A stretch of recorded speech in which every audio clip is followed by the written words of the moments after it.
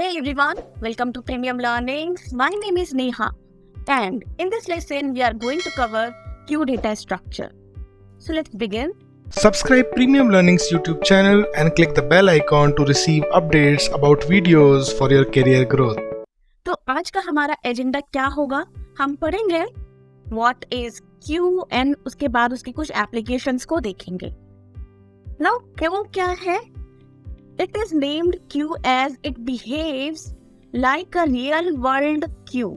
मतलब real life में जो क्यूज लगी रहती है हर जगह, लाइक फूड काउंटर हो सकता है वो, या फिर कार पार्किंग की लाइन हो सकती है, कार के लिए लाइन हो सकती है. इवन मुंबई, बैंगलोर और पुणे में तो इतनी कॉमन है कि आपको हर जगह लाइन दिख जाएगी. देखो कैसी हियर. तो ये जो लाइन है इसका जो कॉन्सेप्ट है, इसी को लेकर हमने जो क्यू डेटा स्ट्रक्चर है उसी को लेकर ही बिल्ड किया गया है. तो वो कैसे काम करता है वो भी हम समझ लेते हैं, पर उसके पहले हम समझेंगे कि QADT का फंक्शन क्या होता है या QADT क्या होता है. तो जब भी हम डेटा स्ट्रक्चर को पढ़ते हैं ना, तो डेटा स्ट्रक्चर जब भी हम पढ़ते हैं तो दो पार्ट में पढ़ते हैं. लाइक ADT पार्ट पढ़ते हैं. ADT पार्ट में हमें बेसिकली देखना होता है कि इसका लॉजिक क्या है, लॉजिकल पार्ट क्या है, या फिर इसका व्यू पार्ट क्या है, और इस चीज में क्या ऑपरेशंस होने वाले हैं. मतलब आपने जैसे क्यू देखा, क्यू की बात करेंगे तो हम देखेंगे कि क्यू आखिर में काम कैसे करता है, और क्यू में यदि मुझे डेटा इंसर्ट करना है तो वो ऑपरेशन क्या होगा, डिलीट करना है तो क्या होगा, टॉप एलिमेंट फाइंड आउट करना है तो क्या ऑपरेशन होगा.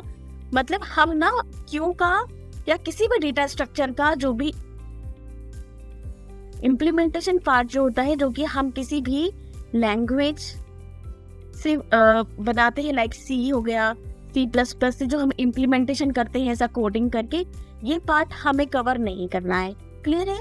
हमें क्या देखना है कि उसका जो एब्स्ट्रैक्ट डेटा टाइप क्या है. मींस जैसे कि सपोज ATM मशीन की मैं बात करूं तो मुझे बस पता होना चाहिए कि ये जो मशीन है इसमें हम कार्ड इंसर्ट करते हैं और मनी विड्रॉल कर सकते हैं. हमें ये पता करना नहीं कि कौन से बैंक से कनेक्टेड है और कौन से डेटाबेस में जा रहा है डेटा हमारा, या किस बैंक में हमारा मनी स्टोर है. हमें इससे कोई लेना देना नहीं है.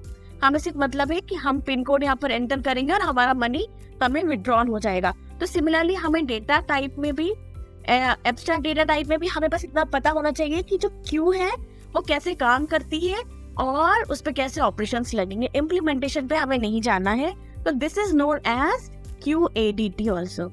Okay, so let's begin. Now, Q का डेफिनेशन यदि हम देखेंगे तो it is a simple data structure. पहली बात तो ये डेटा स्ट्रक्चर बहुत सिंपल है. इसमें हम डेटा को ऐड करना और रिमूव करना जो है वो एक पर्टिकुलर ऑर्डर में होता है. Now, ये जो ऑर्डर है वो क्या होता है, इसे हम बोलते हैं फर्स्ट इन फर्स्ट आउट या लास्ट इन लास्ट आउट. ये क्या चीज है इसको हम समझते हैं एक एग्जाम्पल से. जैसे कि लाइन लगी है सपोज, और यहाँ पर ना एक काउंटर बना हुआ है, टिकट काउंटर. ओके, एक ही काउंटर है ना. इस काउंटर से इस पर्सन को टिकट लेना है. ठीक है, तो ये जो आया है ये कैसे आया है, लाइन में फर्स्ट इन हुआ है. तो सबसे पहले टिकट भी इसी को मिलेगा, और ये ही पर्सन जो है फर्स्ट आउट भी होगा. तो इसी को बोलते हैं फर्स्ट इन फर्स्ट आउट. और इसको हमेशा भी बोल सकते हैं कि जो पर्सन लास्ट में एंटर हुआ है, मतलब जो लास्ट में इन हुआ है वो ही लास्ट में आउट होगा, और इसे ये बोलते हैं last in last out concept. तो are you getting my point कि क्यू में फर्स्ट इन फर्स्ट आउट और लास्ट इन लास्ट आउट क्या होता है. हम इसे क्यू की लैंग्वेज में भी समझते हैं. देखो, जब हमने स्टैक की बात की थी तो यदि मुझे डेटा इंसर्ट करना है स्टैक के अंदर तो हम बोलते हैं पुश, और यदि मुझे डेटा आउट करना है दैट मीन्स कि मुझे डेटा क्या करना है, पॉप करना है.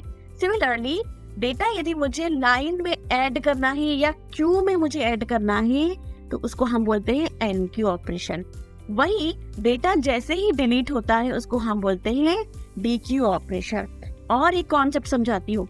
जब भी क्यू में डेटा इंसर्ट होता है या डिलीट होता है तो हमेशा जो डेटा इंसर्ट होता है वो होता है बैक पार्ट से, दैट मीन्स कि रेयर पार्ट से, और डिलीट जो होता है वो हमेशा फ्रंट पार्ट से होता है. इसको हेड और ट्रेल भी बोलते हैं. ठीक है, तो आपको ये तो समझ में आया होगा कि स्टैक से क्यू कैसे डिफरेंट है। यहाँ पर क्या यूज होता था, last in first out order, और यहाँ क्या यूज होता है, लास्ट इन लास्ट आउट या first in first out. Okay, now कुछ एप्लीकेशंस देखते हैं क्यू की, कि क्यू कहाँ कहाँ यूज होता है। तो व्हाट्सएप में, हाँ व्हाट्सएप में यदि हमें मैसेजेस सेंड करना है, रिसीव करना है तो क्यू यूज होता है। प्रिंटर में, ट्रैफिक सॉफ्टवेयर में, मेल, इवन हमें जीमेल से यदि मेल करना है या कहीं भी हमें मेल करना है तो वहाँ भी क्यू यूज होता है। और हमें MP3 प्लेयर्स में भी क्यू का यूज होता है। मैं आपको एक छोटा सा एग्जांपल समझाती हूँ कि व्हाट्सएप में कैसे होता है।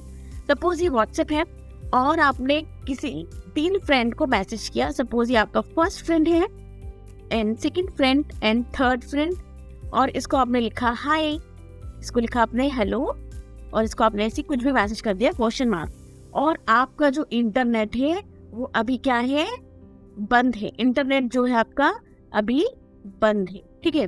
तो जैसे ही ऑन होता है इंटरनेट, तो उसके पहले की प्रोसीजर मैं आपको बताती हूँ। तो ये जो आपका मैसेज है ना, एक क्यू में जाकर सेव हो जाएगा। सपोज ये आपका फ्रंट है क्यू का, तो जो हाई, जो सबसे पहले मैसेज आपने सेंड किया है वो यहाँ से रेयर पार्ट से आएगा और यहाँ के फ्रंट में सेव हो जाएगा।